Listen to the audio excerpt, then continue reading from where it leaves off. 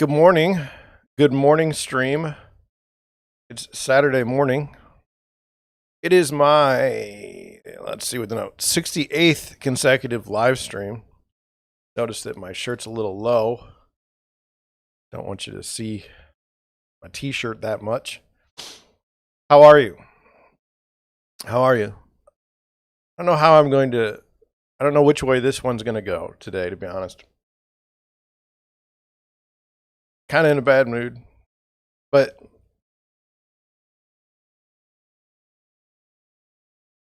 kind of not in a bad mood.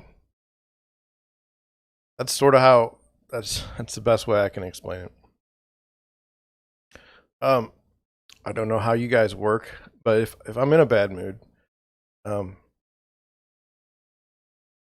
know, I don't like to sit and ruminate, but at the same time, it seems like the right thing to do. So you get caught in this spot, in this like, eh. So I don't know, like, will that cause me to be a little more spicy this morning? Will that cause me to be a little more aggressive this morning? Not in a good mood, but I'm in a good enough mood. Things irritate me. You know, is that what is outrage what you want to see on your live stream on a Saturday morning? I mean, I wouldn't think so. I look outside and it's beautiful outside. It's all snow is everywhere, and everybody's kind of cleaned up their driveways now. It's cold, but I think I got to get out today. Showings have been a little silly this week. I had some buyers ask me to look at a house yesterday, and I just looked at it, and it was a design that wasn't something they were going to buy. It's like, why are we going to go look at this? And they said, you're right, after I pointed it out. On the buyers in general, you can only offer help when asked, and sometimes people don't know they need help. I know that sounds strange, but they need help. They keep looking for this deal in all of St. Louis. They keep thinking they're gonna find this one house that no one else figures out is a deal, and then they're gonna buy it, and it's gonna be really great. But they're not in that market. That market doesn't exist right now. And so I've put out videos. I've explained. You decide where you want to live. Then you question, does the mortgage amount that I can get fit with the homes that I can buy in this area? And then you look specifically in that area at every house that comes up. And you will be perfect to solve your problem 100%. If you sit there and say, all of St. Louis is what I'm interested in, you're never going to find anything. It's too big. There's too many houses. A $300,000 house in Brentwood is not the same as a $300,000 house in Afton. Okay? Just not. As much as I'd like it to be, I live in Afton. But you go through this. Now I have another buyer who's a great guy. He works, okay? We've been having trouble we go see stuff at night, it's pitch black. And then on the weekends, it's like, so far, the weather's not been cooperating. Got another set of buyers that are looking at a house that they saw, and it's not even available to see until next week, which is like, great. I'll schedule it for next week. But I don't know, the housing, I mean, there is a level of disgust and disappointment and annoyance at the current market. This house that's coming up in University City, the agent's got it so wrapped up. You can only go see the house for 2 days, only between 10 and 5, and no escalation clauses. No, nothing. You have no way. Somebody's going to bid too much. And it's like we talk about helping the consumer. NAR yesterday's statement, or the statement that I read from NAR about their lawsuit with Rex, they believe that they're doing everything consumer focused and consumer. It's not. That's not. Opening a house for 2 days, coming up with weird requests, and it's not friendly to anybody. It's only benefiting the seller at that point, which is their client, and that's fine. But it hurts the business. When you fail to show value, you will not get value. Takes time, but we'll get there. So that's frustrating.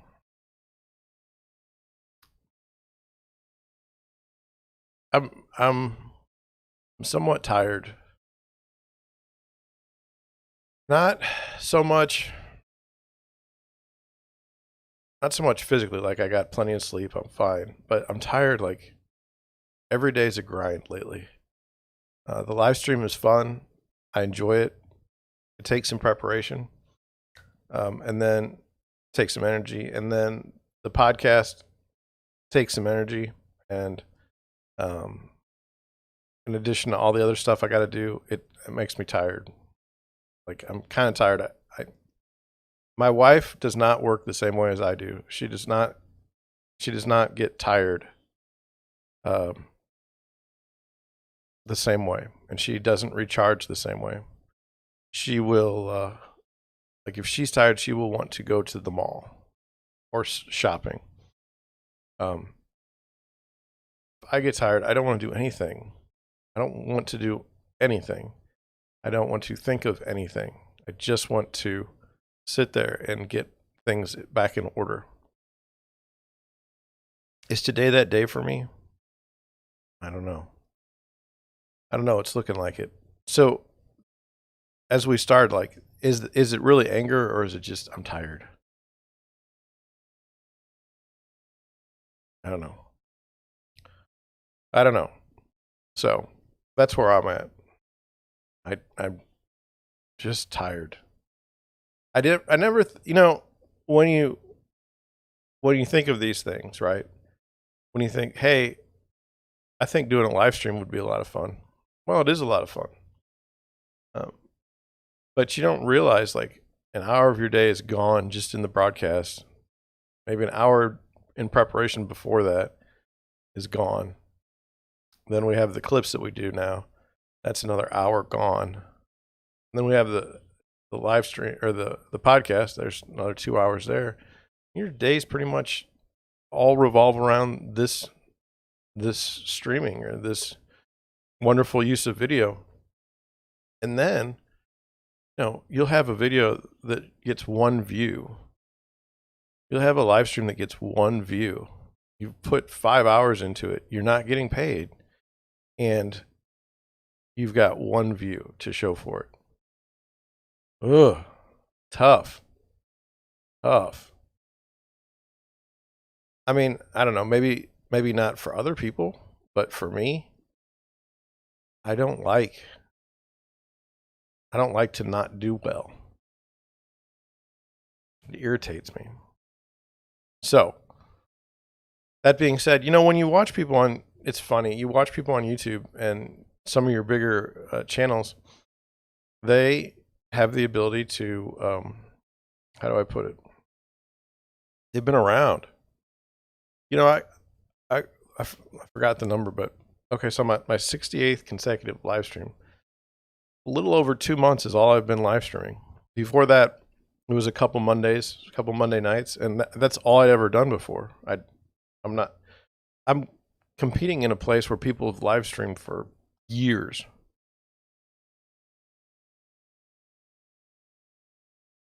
I look at my video count. I have 140. I have 140 podcasts. Okay. Man, I was looking the other day at some of the other channels that are doing. One of the guys that I watch, he's got 1 million subscribers and he's got 250 videos, and it's like, good. Maybe if I get to, 250 videos, I'm not on the trajectory to be at 1 million viewers or 1 million subscribers. That's for sure. But maybe I'll get to 55. I mean, right now it's tough. People very seldom like the nature of YouTube. That's another thing. So YouTube, the nature of it is strange. So right now, I'm not in YouTube's best graces. I'm getting about 300. I'm getting about 300 impressions every day with 2 videos. My clips channel gets about 90 impressions with like a minute or 2 minute or 3 minute clip. And it's only been around for a week. But I mean, in my thoughts, maybe we're never going to get anywhere at this point, but we keep trying. What's the harm? You know, what's the harm? So anyway, and the thing about YouTube that I've at least seen in searches, they change their algorithm and just blow people away. Like we're doing well, all of a sudden they just get whacked. And that also means an advantage for some other people that were not doing well, and all of a sudden they're doing well. So maybe there's something there down the road where we get some sort of traction, because right now we don't have much. It's pretty bad.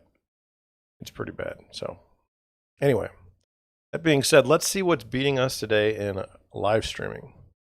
I always thought this is kind of fun. I know what's beating me. I know the monkey's going to beat me every time. I'm pulling it up. I apologize if it's slow.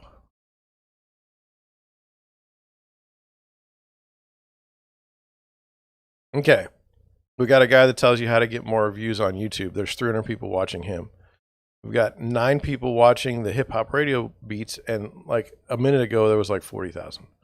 I got nothing with something South Korean. Somebody's Elite Auctions planned RP soon with our Elite X YouTube. That's 217 people watching that. 24-hour prayer camp. 934 people watching that. The Freedom March in Manchester something. That's 90 people watching that. These upcoming NFT mints will explode. Okay. That's 4,300 people watching that. Satisfying video, very yummy rainbow candy. Kinder Joy. That's 23 people watching that. Call of Duty Mobile Stars Cup action. That's 120 people watching that. Trust God for the impossible, but you need to watch this powerful something. That's 83 people watching. 1,000 people watching Ray and Rescue live 5-year-old bottom of a 100-foot well trapped. I feel like that's kind of profiting off of the sadness of others. 274 people watching Pet Simulator 10 live. Are you watching Which Camp Is the Truth? That's 456 people watching that. Queen City Loop, 99 people watching that. DFW Winter Storm, dealing with traffic, ice, and cold temps. It's 364 people is watching that. This one here, my YouTube is broken, help, I can't do anything with it. That's 50 people watching that. I don't like ever appealing to like help in the YouTube. I think that's wrong. Like, I don't ever want to put out there, help me, I'm injured, help me, I can't do this, help me. I don't ever want to do that.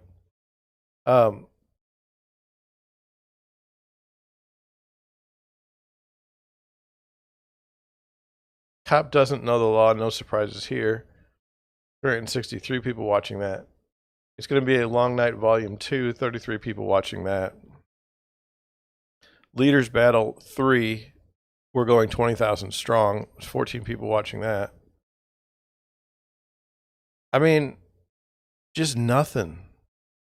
Okay, now Lo-Fi Hip Hop Radio goes down to 9 people watching.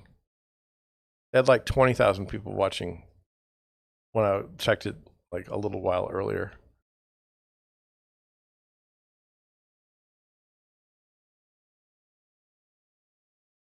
I don't know.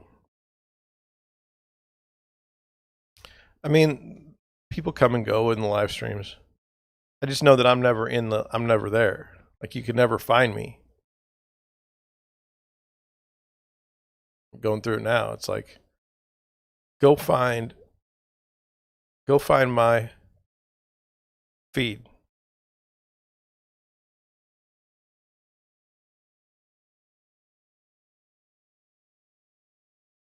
I mean, we got upcoming live streams.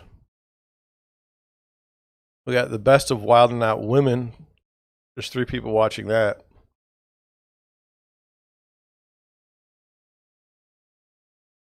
I think part of the problem is I don't really have a category. I'm not really in gaming. And there's people that are doing terribly, like Crusader Kings 3. There's 2 people watching. And that guy that's behind that channel has like 1 million viewers or 1 million subs. So, I mean, not everybody does well. It would help if I had like a category. I mean, seriously.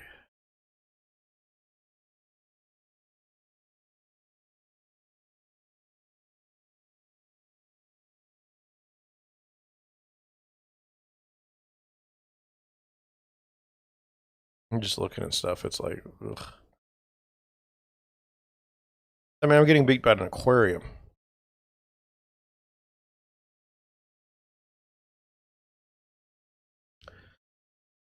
Just want to put it out there. So, that being said, let's move on to some other things. My question to you is, are the doors going to ask to be removed from Spotify this week? I'm sorry, I got this thing right here.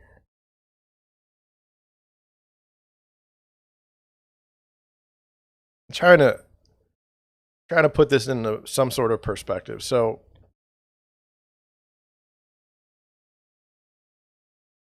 there's something about the age and the relevance and the argument.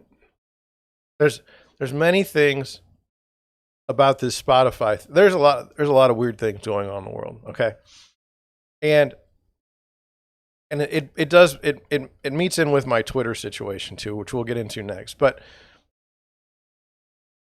on Spotify, I don't understand. Like, they wanted to be big on podcasts, so they went out and got the biggest podcaster there is. And then they were somehow surprised by his podcast. All of this stuff, like, I woke up this morning, I didn't say Spotify, the word Spotify once, and I've said it like 4 times. Like, it's on everyone's thoughts that's in this little world. I say little world, meaning the people that know about the Spotify thing. But there are people that are praising Spotify for, you're so gracious for keeping Joe Rogan on, okay? But they removed 70 episodes of the Joe Rogan podcast last night.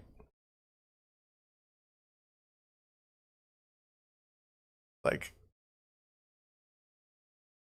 that's not very courageous. And then there's the issue of his, so does Neil Young, the corporate shill, he's like, I don't know, 60 something, 70 something years old. Does he have the right to tell a bunch of 20-year-olds and between 20 and 30-year-olds what they can watch and what they can listen to? And then this idea of this word misinformation, that came straight out of China. This idea that anybody peddles misinformation. Have you seen the news and how that's a whole setup of misinformation? But what I wanted to talk about on the Neil Young thing is this strange concept of what I would say is ageism.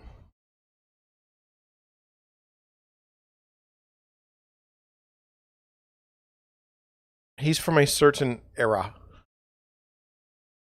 He's got a certain group of fans. Now, will some people that are younger listen to him? Sure. But I mean, is the majority of if I ask the 17-year-old, hey, do you listen to Neil Young? She would say, I don't know who that is. And I'm going to do the same thing. There's an article today that we're going to look at in Google Trends where I don't know who this person is. So it's definitely an age thing. You know,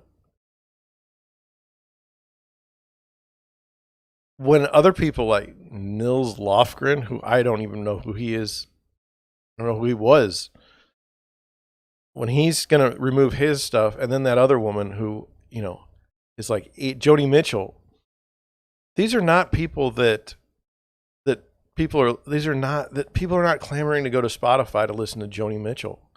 I don't think. I would be surprised if those people can even work like digital media. I mean, unless it's on the radio, they're not hearing it. But I mean, to me, I'm just working with what I have, okay? To me, perhaps there's this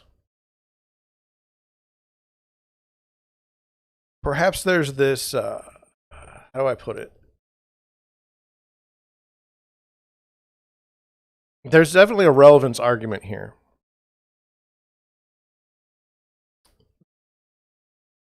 Why? I don't know. It's very strange. The world is a very strange place, and this Spotify thing is number one. First of all, if you're praising Spotify for not censoring things, and then they're pulling episodes at night, that's censoring.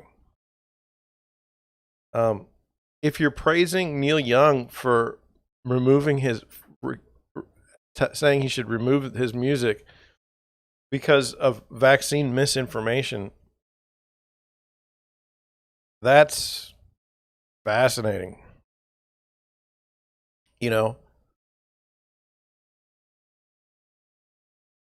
And then he says he's not censoring people, but he is. And do you want to live in a world like this? Do you want to live in a world where everything is such a catastrophe? I mean, I'm not saying that there was ever any sort of unity before, okay? In fact, I can remember times in my life where the news, they would broadcast something and it'd be like, that was absolutely a hatchet job. And there was no Twitter and there was no Facebook and there was no YouTube. There was nothing you could do other than sit there and watch it. And it was like, this is terrible. So now they give people the voice, okay? And they just as easily take it away on social media.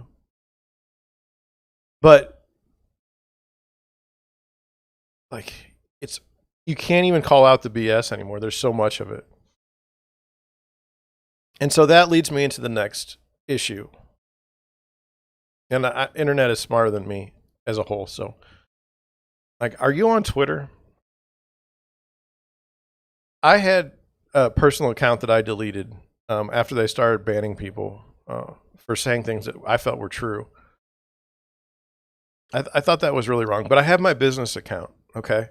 And one of my clients said, hey, man, you got to get back on Twitter. It's, it's great and everything. And I'm on Twitter. And so I followed people from the St. Louis area on Twitter. And I thought, hey, this is great. I'm connecting with people that are, in St. Louis, and this is great. But the stuff they write is absolutely ridiculous. Absolutely ridiculous. And it's like virtue signaling all over again, except now it's on Twitter. This lady this morning, she's a news reporter. She wrote how she never thought she would find Dan Quayle and Liz Cheney to be, honorable people, but now she does. What planet are you on when that makes sense? I mean, seriously. Like, how you're broadcasting the news. Let's be honest. You're reading off of a teleprompter. Somebody else is writing everything because you're an idiot. And you're proving it by what you say. Now, you say, well, John, that's political. No. I'm not. I'm saying to write something like that, to wake up in the morning and that's the first thing that comes out of your head is bizarre. Like, strange. And yet that person will be invited to every single ball and event in St. Louis, and she's going to be treated like royalty. It is absolutely insane. So I'm, and then there's a lot of, I don't take this the wrong way. There's a lot of sick people, like mentally ill people on Twitter, just thrashing. I mean, just like alligator death roll thrashing. That's just like screaming, find me, look at me, look at me, look at me. And I'm like you need help. Not like funny, like ha ha ha, you need, no, this is like, you should seek professional assistance.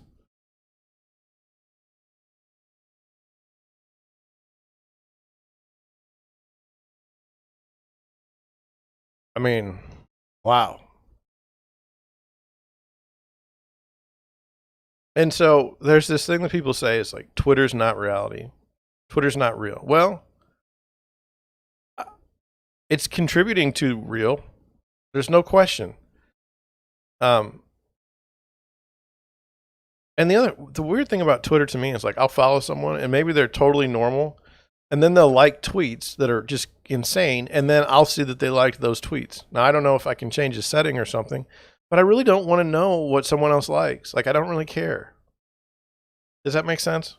Like, let's just take, like, if on Twitter, if there's they press the heart button, okay, it doesn't make me want to see the tweet more that the person liked. I don't really want to be involved in someone else's mix, if that makes any sense. Like, there was a sports writer who I like, sort of. He's done some things over the years that was, I don't know. He'll like stuff that's just a mess, and I don't. I don't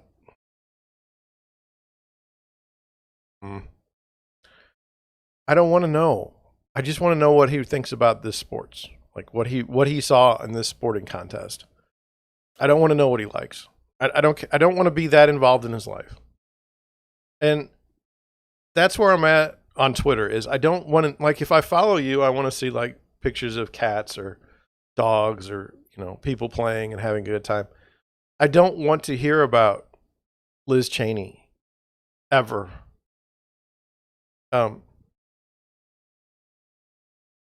Unless I go and seek out Liz Cheney, like on Twitter, if she's even on there, I don't even know. But do you understand what I'm saying? I don't.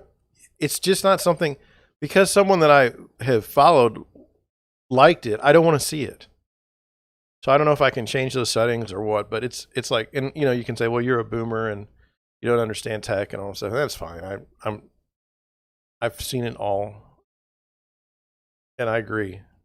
I can't work a lot of it anymore. And I don't have the desire. I don't feel like I get that much out of it to use it. But it's got to be something, because this is just like, you want to be able to, like, I follow Elon Musk. Okay, Elon Musk in his personal life, not exactly best situation. Okay, I don't even know that I particularly like his stance with how he's growing in China. I don't particularly know that I like that, but I'm okay with that. Like, I'm okay with not liking certain things about a person, and still want to be, on their Twitter feed, want to see stuff from what they tweet. I mean, I'm okay with that. But as far as like being bombarded with stuff I don't like the whole time, it makes me not want to be on the platform. And I would question, how much is any of this stuff doing me any good? How much is Deerwood Realty being on Twitter getting me anywhere? Are the people on Twitter going to buy a house from me at Deerwood Realty? Oh, I saw you on Twitter. You liked a picture of a dog that was cute. Would you be my agent? It's ridiculous. So, Facebook to me is not like that. Facebook, if I follow somebody, they have to post something stupid for me to not like them. And believe me, there's been people that have done that, and they're in the timeout section. But at least it's me seeing what they felt the need to post something. Okay, I'm following them and I see it. Twitter is a whole different animal in the sense that, like, I'm seeing what other people liked, but I don't. They're not posting it.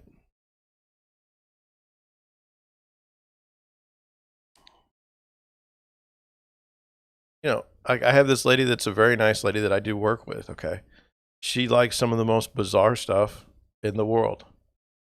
I think less of her because of what she likes, but I think a lot of her because of when we have an actual interaction. It's like people are very complex. That's why I get worried about this concept of like cancel culture. I get worried about people like Neil Young, who's old and eating pudding in his house and is like, well, we can't have this. We can't have somebody talk about something.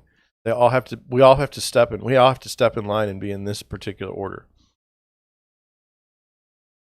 And I I think I've explained to you that there's been times in my life where I've been on the wrong end. My wife and I had a discussion last night. It was like, name something that you thought was true and turned out it was a lie. And we went over a bunch of things. And one of the things I went over was I believed that the war in Iraq was a good thing. And I believed that the people of Iraq were going to appreciate that we were over there and that we were saving them from a terrible dictator. And that there was, if we could get rid of these weapons of mass destructions, we could all be safe and everything's going to be wonderful. I was told that by my political leaders. I believed them. And now it's like, I've never seen such a terrible job in my life. And did anybody suffer the consequences other than the people that were murdered?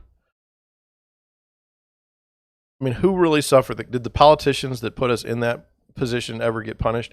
George Bush is out there dancing with Ellen. Okay. Is he really upset about it? I mean, he goes golfing, smacks around Trump every once in a while. He's basically a Democrat, George Bush. I mean, what good is he? And he was president of the United States for 2 terms. So when I talk to you like today, it's today's information, the things I talk about today, the Spotify thing. Will you look at me differently 20 years from now because of my stance on Spotify? And my stance on Spotify is, if an artist doesn't want to be part of the service, then don't be part of the service. I don't understand how you would require someone to be part of a service. I was looking last night, and one guy, I think it was David Crosby, says he wants to be pulled off of Spotify, but he doesn't own any of his music anymore. He sold it last year. What kind of a statement do you make when you say things like that, as far as like authenticity, being a real human? That's just dumb. That's just dumb. The idea that I refuse to let my music be played on this platform, but I don't own it because I sold it. That's just bad. So anyway, the Iraq war thing is an interesting one. Is it a hindsight thing? If you would have known afterwards how bad of a job they were going to do beforehand, would you still have agreed? Well, obviously not. I would say obviously not. That's one of the biggest tells on hindsight ever in my life. But I don't know how to say this. Like, we're seeing an amazing thing happen. And in one way it's fast and in one way it's slow, but it starts off with this original idea that, 20 years ago, if the news put out an article or put out a story that wasn't true, you couldn't comment on it because there was no avenue to do so. And now you can, unless it's not. I mean, unless the tech companies have said it, this is the only approved narrative we will follow. Then you're not allowed to talk about that at all. And as far as censorship and the social media platforms, if any of you advocate for censorship, we just don't agree. And then, second, if you hear a politician complain about censorship, especially a Republican, just know that they held the Senate, they held the Congress, and they had the White House. They had the executive branch as well, and they failed to do anything. They failed to take any actions. So what makes you think that they will ever take actions in the future? Same thing with the Democrats. And I've seen the Democrats go both ways on the tech censorship. They don't want any censorship of things that they find dear and hold dear, but they're more than happy to censor anything else. And so if you're looking for a political solution to the social media situation, I don't know that you're going to find it. Don't know that you're going to find it. And I think my concern is this, like, so I'm on this platform and I'm spending time. Let's take YouTube, for example. If the government does come in and just smack them, okay, how does that affect my channel? You know, like, how does that affect my ability to broadcast? What if they say you have to have $1 million in the bank before you can broadcast anything on YouTube? Well, I'm out. What if they say you have to, have like, you have to post like living in Missouri is wonderful at least every 5 minutes? I'm out. So I don't know. That's kind of what I got for that. Now, I've gone over my live streaming. I've gone over the Twitter feed, and I've gone over the doors asking to be removed from Spotify. It's not true. I just made that up because they're both dead. Now let's look at Dua Lipa. Am I saying that right? Now this is where this I don't know. I'm not hip. This got 100,000 searches on. Well, I've got somebody attacking my website in Portugal. I mean, he's just attacking. He got locked out just now. This is the third time. 100,000 searches on Google yesterday. The headline: Dua Lipa wore a bikini and cowboy hat to arrange collaboration. Okay. Like, why would that get 100,000 searches? It says, Dua Lipa was in bikini and a cowboy hat when she agreed to collaborate with Sir Elton John.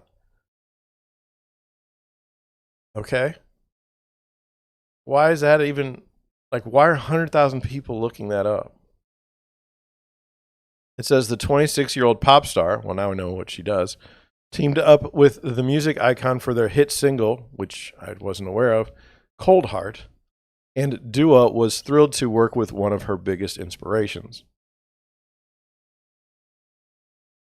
During an appearance on The Late Show with Stephen Colbert, she added, "Rocket Man is my driving song. It's my shower song. It's my song that I sing alone to myself."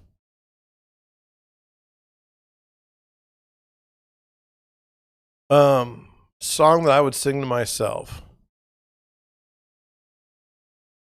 Johnny Paycheck, take this job and shove it. Yeah. Yeah. That would be the one.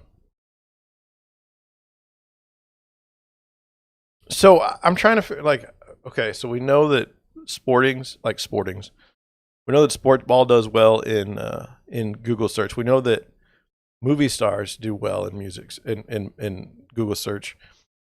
We don't know about music so much, but we know that movies like trailers and like reviews do really well in Google search. And I would say that this is a combination of music and late night TV, the Colbert. Anyway, it says Dua released her last album, Future Nostalgia, in 2020. But the award-winning star never knew that her song, Levitating, would become such a big hit. So let's just go over that. So I put out a video every day, or most of the time, 2. And I don't know which one of them is going to be a hit. So far, none of them have been a hit. So I share something in common with Dua Lipa or Lipa. I don't know. I didn't even care enough to look up how to say her name. I'm very sorry. She confessed, I can never preempt what song people are going to react to the best, but Levitating was the first song that helped dictate the rest of the album. A very fascinating sentence there. You've got the word preempt and you've got the word dictate.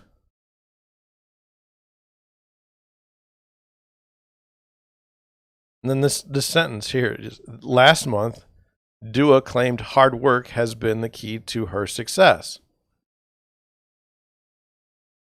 I don't understand the word claimed in that. Like, is that not so? Is that not so? Did she not? That hard work did not? It was not the key to her success. The London-born singer has enjoyed a meteoric rise over recent years. And Dua doesn't have any intention of slowing down anytime soon. Now, she hasn't put an album out since 2020. Discussing her work ethic, Dua explained, it's just something that's ingrained in me. I don't know what it is, but I feel like at any point the rug could be pulled from under my feet if I don't work hard enough.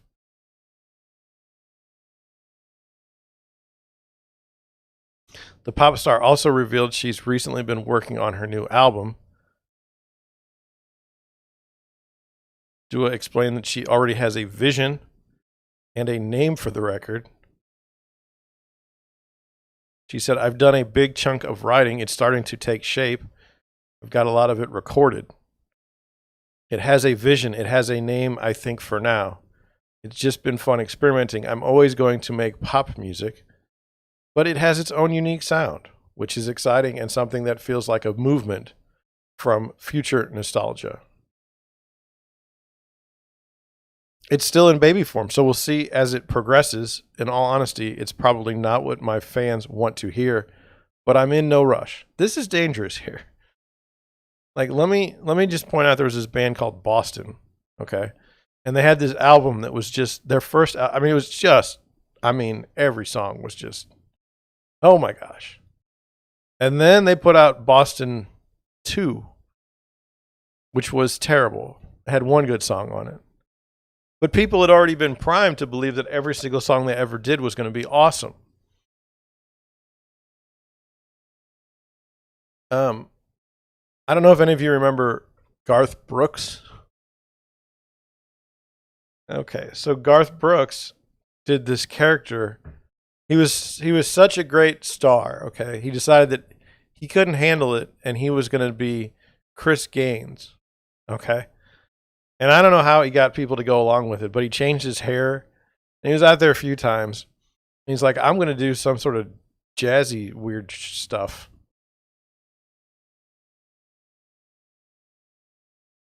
He would have said this sentence. It's still in baby form, so we'll see as it progresses.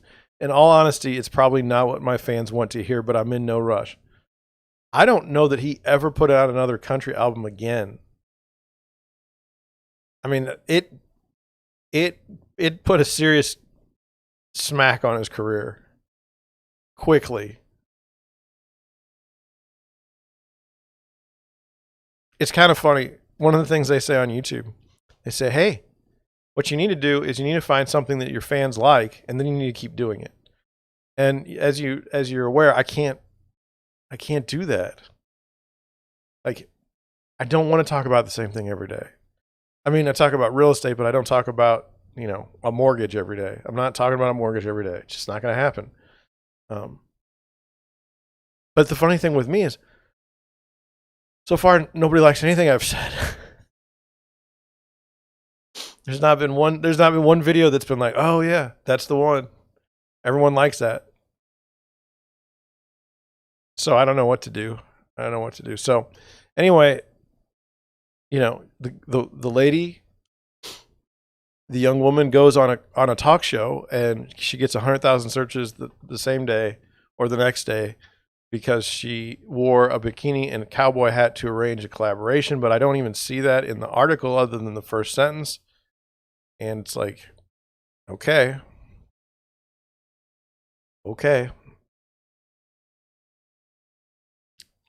Let's look at Realtor.com now. When you think Cleveland, what do you think? Do you think mansions? Do you think celebrities? LeBron James lived there or grew up there. I don't know if he's still, I don't know what he's doing. He's a celebrity. I got these houses. I didn't know there was, like, I know it sounds bad, but it looks like they're going to be on the lake, 2 of them. And we've got 3 houses overall. We got Howard Hanna has 2 of them, and Keller Williams has the one in the middle.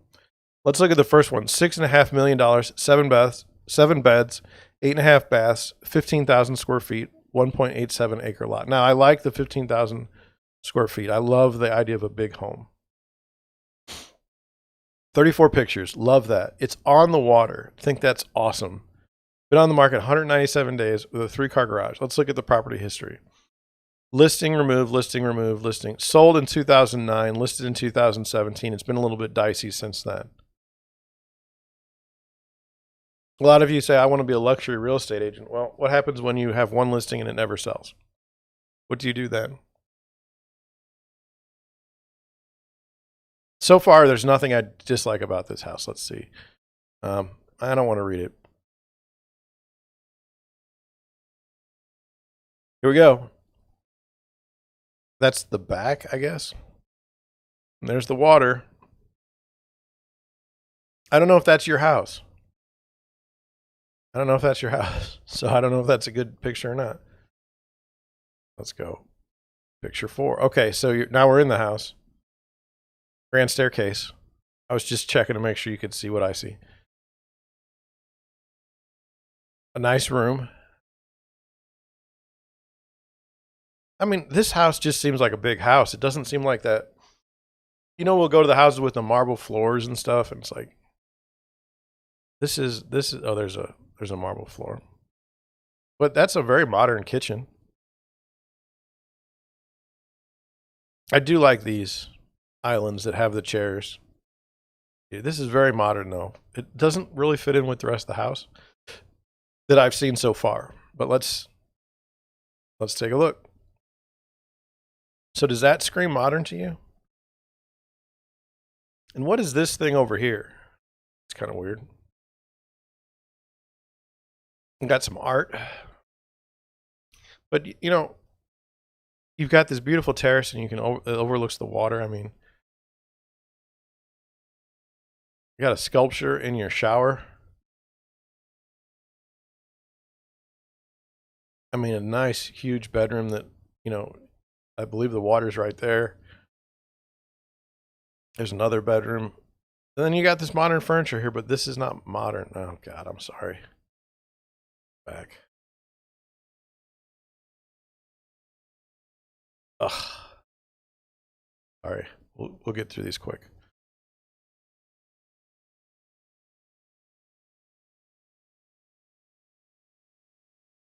Oh, there's your theater room. Nice. I kind of like how there's a lot to this room. You know, normally we have like for instance, my theater room is like stuck. Like it's just a room. There's not like, excuse me. There's not a bar or anything like that that you can be around. So I just think that's interesting. Another bathroom. That's cool looking right there. An indoor pool. I like it. I like the indoor pool. And then you go and you can, I mean, that's just beautiful. There's boats going by. And I believe this is that seawall they were talking about, which is just awesome.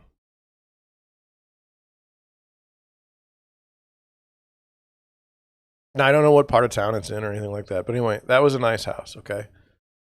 That was $6.5 million asking price. This is on the same road in the same zip code. $3.8 million. 11,820 square feet, 5 bedroom, 5.5 bath. Been on the market for 127 days. Built in 1914. Property history, not good. 2017 as well.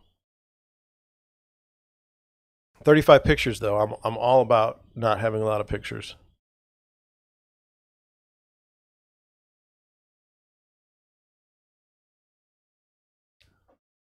Now it doesn't have that, that seawall and all that other stuff. I think that's, I mean, I don't know that that's the house we just looked at, but there's the house and there's the land. I like that overlay. I'm good with that. And then it says you can have this additional lot. Oh, that's beautiful floor. Beautiful wood floor. And I like the stairs, the grand staircase up. Now this isn't built in 1914.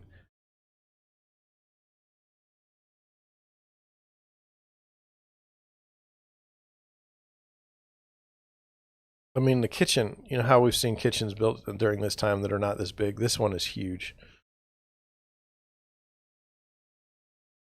This is interesting. And then you're going upstairs, little sunroom. I mean, I don't really like wallpaper, but this is gorgeous. You're going to have wallpaper. Clawfoot tub. I mean, gorgeous bathroom. There's a game room. I mean, that is a nice bathroom. And that's an office of some kind.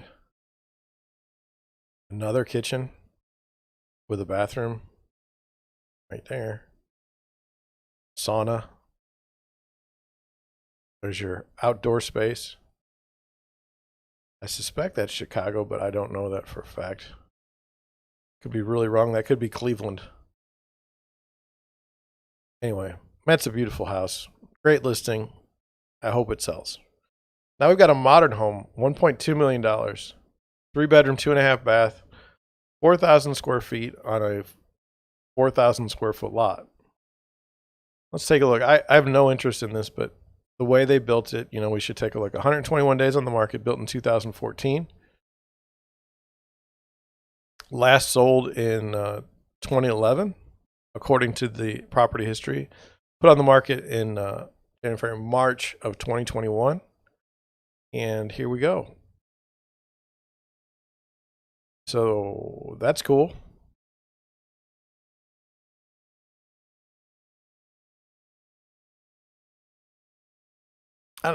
It seems like they've got a lot of stuff.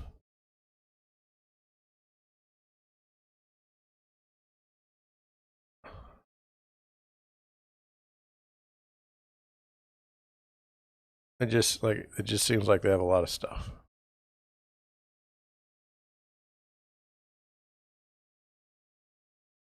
It's just not, $1.2 million. I mean, look at this view.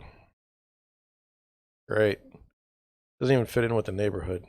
I mean, I'm sure there's some other modern houses near there, but it's like, there's your workout room. And why do we have to have this in this house? Like, we didn't think about adding vents and stuff for HVAC. And it's cool that these windows open, but man, I know I'm being an old man, but at some point in time, that's going to suck.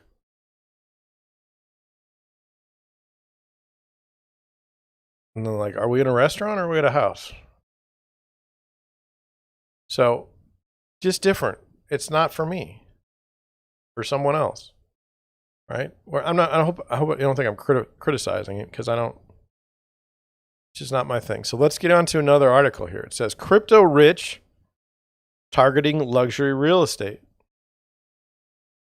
What's this about? Newly made cryptocurrency millionaires and billionaires are showing a love for real estate, flooding the luxury market and driving some of the most expensive transactions over the past year. Is it possible that a good way to launder money is through real estate? Among notable recent blockbuster real estate deals, Brian Armstrong, the CEO of Coinbase, a US-based cryptocurrency exchange, purchased a $133 million estate in Bel Air, California.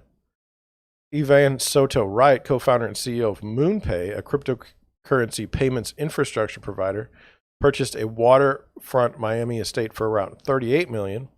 And Olaf Carlson Wee, CEO of Polychain Capital, a cryptocurrency-focused investment fund, purchased a mansion in Hollywood Hills for $28.5 million. It says, to expand the appeal of real estate within this group, developers are rushing to accept cryptocurrency payment for their high-end listings. Brokerages are also hosting cryptocurrency seminars for their agents to learn how to draw in this group of investors. Sirhan's doing a good job. It says, for cryptocurrency owners, it's gotten to the point where it's like, okay, what do I do with all this? Alex Sapir, a Miami developer, told the Wall Street Journal. Sapir sold a $22.5 million apartment purchase with cryptocurrency last year. You're getting them in the early onset stages of their investment career. Isn't that nice to be in the early onset stages of their investment career and they have $22.5 million to buy something? Only a few luxury real estate transactions have been completed using cryptocurrency. In the majority of cases, sellers transfer the cryptocurrency to US dollars to close on the real estate transaction. However, some developers are allowing it to be used more in real estate. PMG has reportedly become the first real estate developer to accept pre-construction condo deposits in cryptocurrency. Avi Davir, Vice President of Business Development at FTX US, says he believes cryptocurrency transactions will grow in real estate because they can be completed more efficiently than traditional transactions and they aren't at the mercy of the delays that can occur when using traditional banking system. If I want to send a wire today using my traditional bank accounts, it's got to be banking hours. I need to make sure I hit the wire cutoff time and I can't do it on the weekend. That's not a problem with cryptocurrency. It's open 24/7, which is true. I mean, the idea that we can only have a wire go until 3 o'clock Central Time is bizarre. And like as far as on the weekends, very seldom is there ever for real estate, like if someone writes an escrow check, it's fine. Just deposit it on the first day back. If someone wants to close, I mean, would it make sense to close on a Saturday and Sunday? Yes. But we've kind of just always done it Monday through Friday. Real estate agents don't really have these wonderful days off where they can just, not work the weekend. I mean, it's not easy. Let's put it that way. Year after year after year. Cryptocurrency value can be very volatile, however. Bitcoin traded for $68,000 in November, a record high, and then as of January 26, it was trading for about half that at $38,000. So, hey, if you got the money and you've got the time and it's working out for you, good. Good. I think we're going to see, my concern has always been with cryptocurrencies, is the federal government going to step in and stop it? And they say, well, you can't stop it unless you turn off the internet. Like, are they crazy enough to do such a thing? Yes. Easy and cheap fixes for curb appeal. Well, what's that about? Easy DIY projects to up your curb appeal. Now, I think that curb appeal, honestly, you got a listing coming up. You need to have good curb appeal, right? That's like obvious. But what can you do to get good curb appeal? So that's hopefully what we're going to see here. It says, bring in a seasonal color. Let's be honest, some have a green thumb and some of us don't. But adding a little bit of seasonal color is easy and can lift your spirits every time you look outside. If you're not sure you can pull off the steps needed to plant flowers in the actual yard, think potted. A planter placed near the door can add considerably to your curb appeal and only requires a small dollar commitment. So, like, we're trying to grow evergreens in the backyard as a screen, and it's not going very well. We've tried it for 2 years in a row. It says pull the weeds while your lawn If you've been in the house for a month or more, you may not have noticed what's going on out there. Grab the fan and head outside. Heed these tips to make it easier to get those weeds out. Depending on how bad the problem is, you may also want to consider a weed killer. Check out some good recommendations here. I use a pre-emergent twice a year. I don't have any issues. Never have to pull weeds. Now, in the beds, if I don't get mulch every year, yes, I have to pull weeds, but they're not that bad. It says add some mulch. There you go. That's what I would do. Yard may look nice and tidy, but adding some fresh mulch around your trees and your flower bed can take it up a notch. For about $3.50 a bag and a little elbow grease, you can make your front yard look like new. You know, I don't buy the bags. I buy the truckload, and I put it out over time, and it looks nice. Put in landscape lights. Landscape lights are tricky, especially in St. Louis because we have so much snow. The right outdoor lights can enhance everything else you've got going on. We love this Hampton Bay 8-light set from Home Depot that offers the option of 3 colors: warm white, soft white, or daylight. See, they tricked me now with that. Now we've got 3 different lights. I was really good with like a soft white and then daylight, but I don't know about warm white. So I got to figure that out. On any of the 3 light color settings, it consumes over 80% less energy than a typical halogen light. It has a rated life of 50,000 hours. The LED system provides maintenance-free operation, and there are no bulbs to change, but you have to throw the thing out when it stops working. It says, even better, the quick install wire connector means easy do-it-yourself installation that is quick and safe. I've always wanted to like the lights, the landscape lights. I've always wanted to have them in my yard. Unfortunately, they just don't hold up. And I don't like to buy things just to keep buying them. Repaint your door. This is an easy task you can complete yourself and one that will give your home a surprisingly potent refresh. Choose an unconventional color like yellow or teal for a splash of fun, but be sure to check with your HOA first so you don't get in trouble. I painted my garage door and my front door light blue, a baby blue, North Carolina blue, with a white trim, and I love it. My neighbor doesn't like it at all, but he doesn't live here. I don't like, for at least the ranch homes, to have a different color front door than the garage door. My parents' garage door is white, and they have a white door. A little too much white. My grandparents had a red door and a red garage door. I thought that was a little bit too bright. And then the person that bought it next painted it black. And then so it was a black door and a black, and that was no good either. So you got to be careful with what color you choose. Repaint your house numbers. I don't really have house numbers. I have them above my garage. It says this is more than an aesthetic issue. If your house is easy to find, help may arrive faster if there's an emergency. Yeah, I agree with that. And then it says give your mailbox a facelift. Your mailbox probably isn't the type of thing you pay a ton of attention to unless you're focused on what's inside of it. Get some inspiration for your mailbox makeover here. So, you know, that would be good. We don't have mailboxes in my house. They're like, we have a mail slot.